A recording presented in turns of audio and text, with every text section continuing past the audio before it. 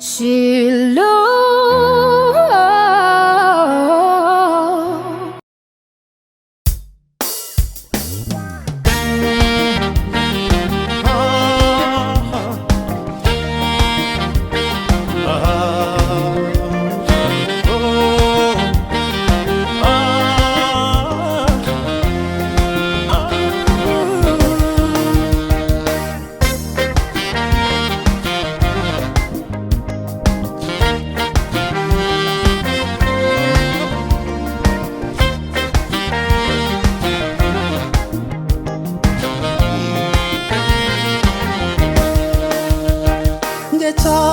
Kangabu bartu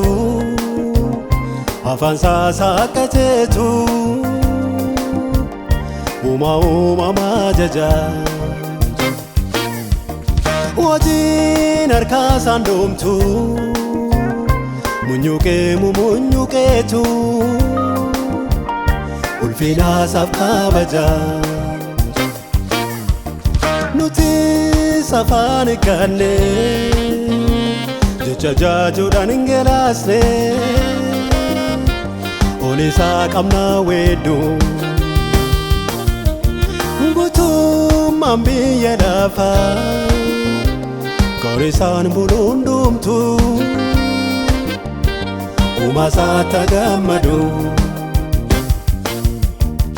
Wedu afura sagale farfana Okubani Kasne jajana wakayoni wedo fura sagale farfana bogobani kasne jajana wakayoni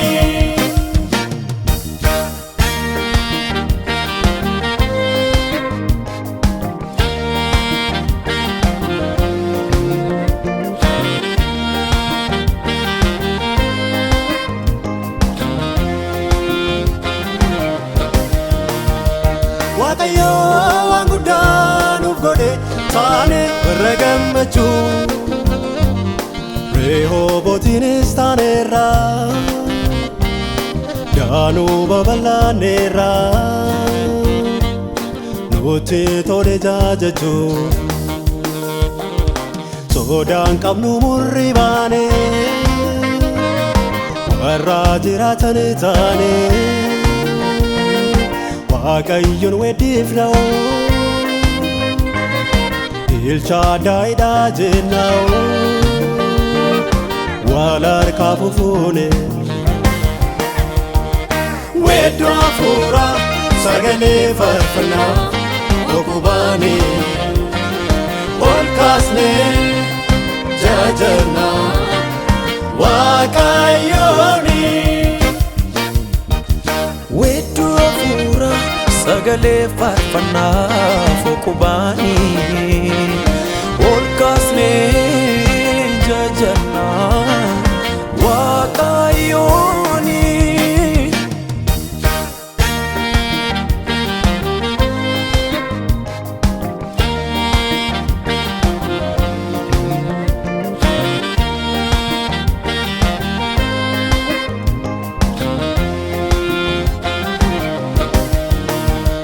Damewan mukameti bane Orichasi mana Ene makasanufu Galate famado Hosa inajena Urgoftu kabane Kumbitana bane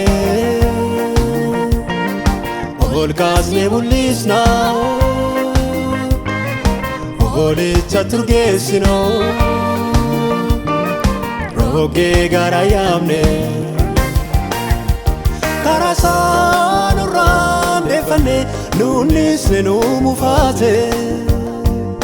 Lale sasarun Jesus Angafni moti nagao Giddu kenya buufate Gaddarraan fanneerra'oo wawaanaan isin jiru itaanne jiraanna'u kaasootte babaanna'u taaneerraa namaa boru weedduu hafuuraa sagalee faarfannaa okubaanii ol kaasnee jaajannaa Waaqayyooni weedduu hafuuraa sagalee faarfannaa okubaanii ol kaasnee jaajannaa Waaqayyooni.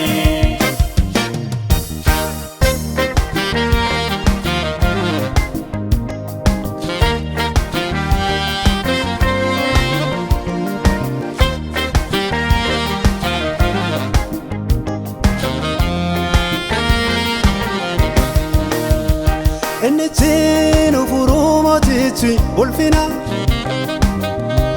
sodaannee raafamnuuf nu bira hafinna ejjennaan saamandaara keenya seenaani diinonni sodaa isaatiif wal waraanani Waaqayyoo bandeeraa keenyaatti faarame wawaannaan hin jiruun bocuutu guurame Waaqayyoo lola keenya keessa goreera mo'annee nus gadduun nurraa godaaneera Hosaayina isaan jenna wanni muukameetti mootummaaf jaabinne bara baraan keetti Hosaayina isaan jenna wanni muukameetti mootummaaf jaabinni bara baraan keetti Hosaayina isaan jenna wanni muukameetti mootummaaf jaabinni bara baraan keetti